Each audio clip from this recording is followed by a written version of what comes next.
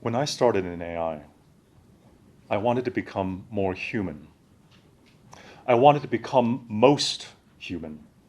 And when I thought about AI, I thought, here, finally, the chance not only to observe or to preach about human nature, but to touch it and build it.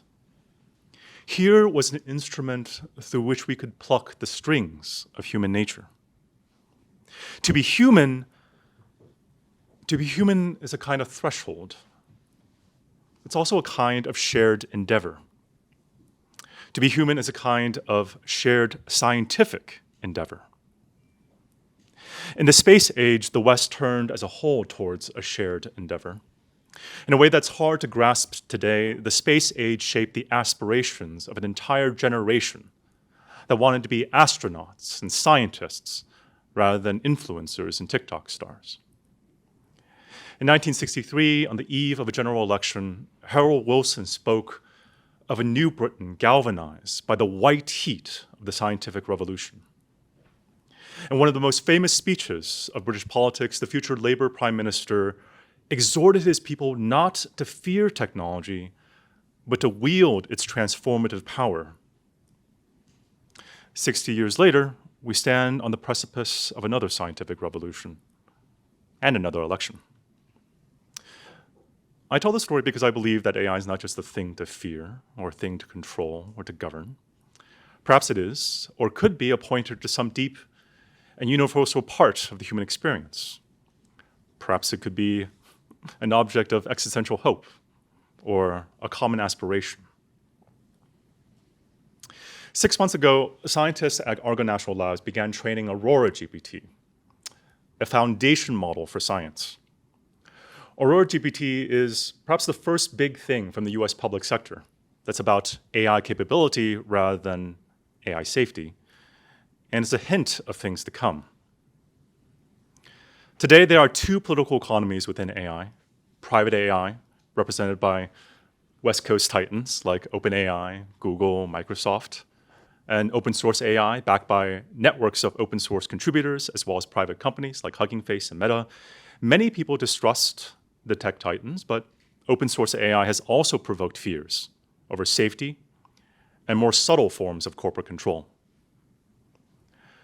Aurora GPT and others like it hint at a third political economy of AI: public AI, or AI as public infrastructure.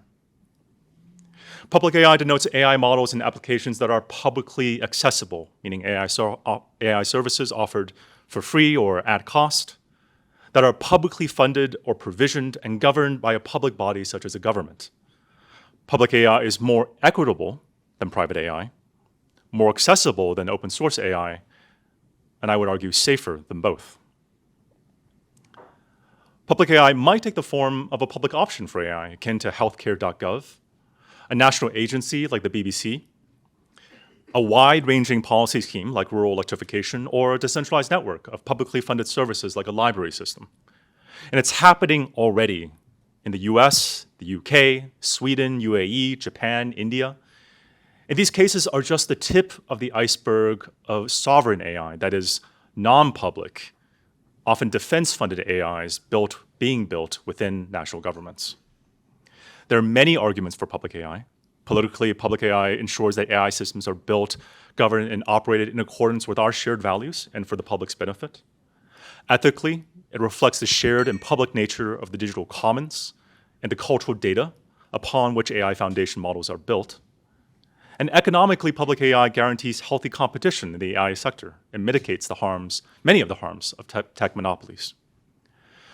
But right now, public AI is largely a provocation within civil society, academia, and elite policy circles. There's a gap between today's wonky rhetoric and the actual use cases and political capital that will deliver public AI to the public. When I talk about the public, I don't mean the people in this room.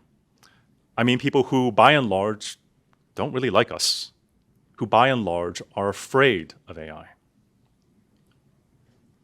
So public AI is not a research project, though we do actually have a New York paper that I was tempted to screen up here because I saw all the papers. But most normal people don't read research papers, and they don't really read policy memos either. Public AI is really constructed to be a political movement. We're active in the US, UK, Europe, India, expanding to other countries. We're a coalition of organizations including Chatham House, from Chatham House to Library of Congress, from Brookings to Labor Together. And we're not just constructing hypotheticals about multipolar AI, we are effectively actively lobbying for it. As I said, public AI is a political movement, and movements need narratives. And I see many narratives in this room. Safe AI, responsible AI, decentralized AI, democratic AI, privacy-aware AI, multipolar AI. So I have a simple ask. Later this summer, we'll be launching a seminar series to study many of these narratives. We'll have some great speakers and all that. And if you're interested in understanding the political power of your narrative, and if you want to or are already affecting governance policy in some way, then please talk to me. I would like to find a common cause. Oh, okay.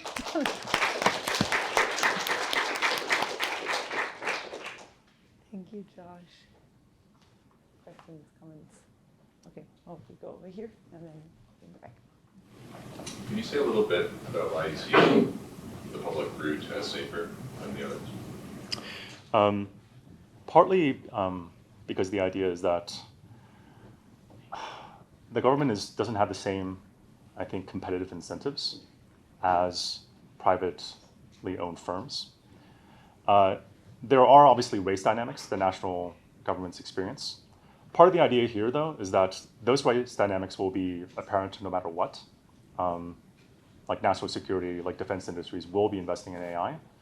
And what we're trying to do is make or turn at least some of those technologies more public so that we can get some public benefit. Think like the relationship between nuclear weapons and nuclear power.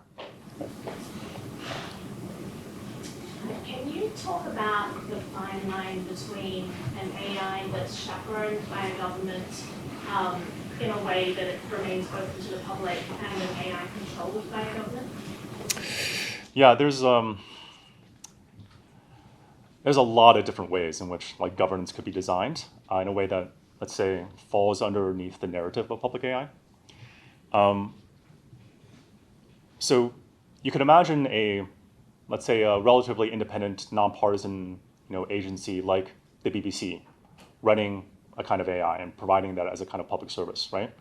And there you could say and see that it's not controlled or subject to typical political pressure, right? We're less subject to political pressure. And I feel like you're kind of asking about like to what degree is control mean like control by political parties, which is often like a fear that people bring up when we talk about public AI. There are other ways in which, as I mentioned, like library systems, relatively sort of decentralized infrastructures that are effectively still publicly funded. These are another example of which public AI could actually be realized, but once again, kind of like separates it from, the whims of one administration or another. All right. Thank you so much.